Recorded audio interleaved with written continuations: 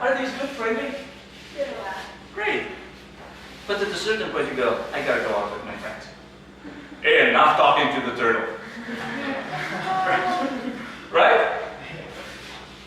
So, God looks at Adam and goes, not good.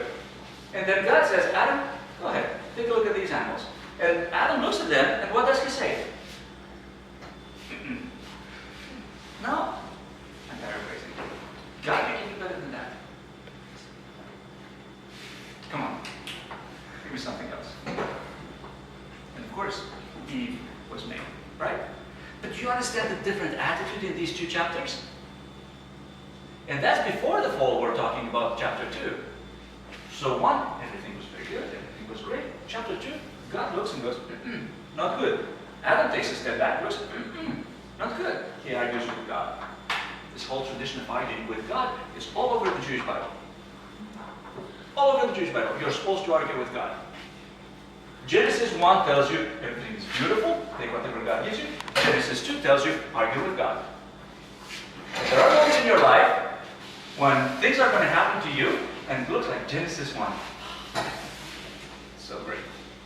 There are moments in your life and it looks like Genesis 2. And you go, God, you can do better than that. Correct? Correct? And the Bible tells you, go ahead, argue with God. If you do it for the right reason, go ahead and argue with God. But, next. Thus the heavens and the earth were created. We're in chapter 2 of first. Yes? Do you mean when we die? There is an icon of Jesus' descent into Hades or into hell. I don't know if we have it here, but basically it shows Jesus grabbing them and raising them into paradise. Now, interestingly, would you mind sticking out your hand like this? It's not like God is here and they're just grabbing them to God, but rather God gets them by the wrist, Jesus, which basically means that it's God's doing and God saved them. Okay? It's a symbol for the entire humankind as well, but that's the icon that we have about Adam and Eve. So it's God's doing, it's not like, oh, go like this. Which is very important because remember chapter 3? What was the problem? Adam and Eve grabbed the fruit. Right? Do that anymore. But God can't. Okay? So, let's read the next verses about the seventh day, and you tell me if you are allowed to work on the seventh day. But I want you to read it very, very carefully. Would you please read it for us? What is your name? Christine. Could you please read for us chapter 2, verse 2?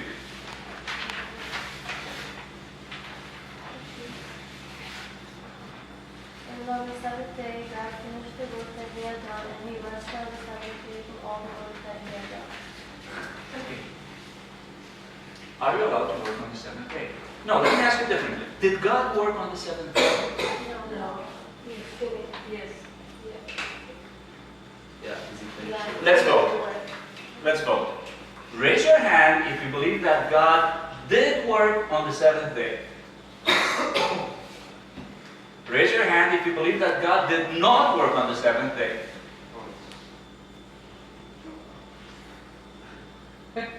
Raise your hand if you abstained.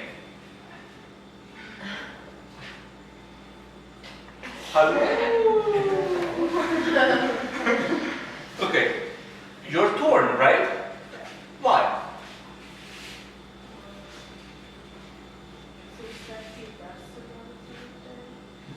Which would imply he did not work, but he had done. When he had done that work, when did he do that work? In the first 6 days. So on the seventh day it would seem that, he rested. Okay, very good. However, Dacia? But it says God finished the work that he had done. God finished the work that he had done. What does that mean? That he still working. That he still worked. Yeah. It's very unclear, right? The text is very unclear. So the rabbis, these are the Jewish teachers, looked at this text and when they made those 39 categories of work, they also said you're not supposed to put the finishing touch of whatever you're doing. So let's say that you are making a table. You're very tired, go to sleep, you wake up on the Sabbath, you have one more nail. I finished my work. Just like God did. And the rabbinic interpretation is, no, don't do that.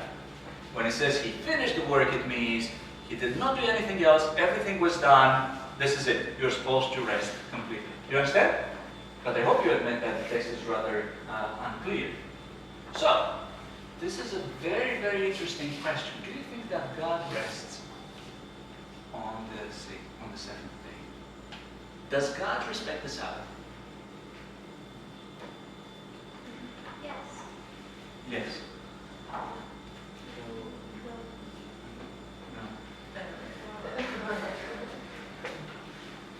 Okay, let's talk about that. Why do you think he rests? Because it says that he rests.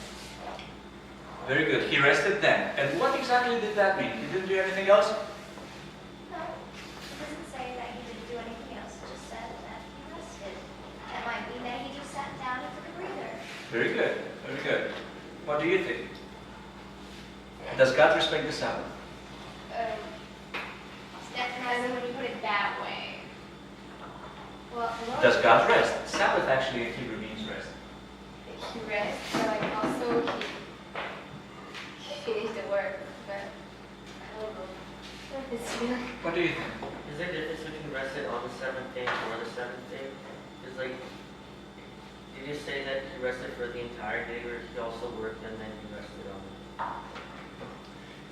Do you mean what happened after the seventh day? Or like, because it says, and on the seventh day God finished the work, so it says that when the seventh day came, he finished the work. So that's, I guess it's implying that he did work and then he finished it, and then he rested.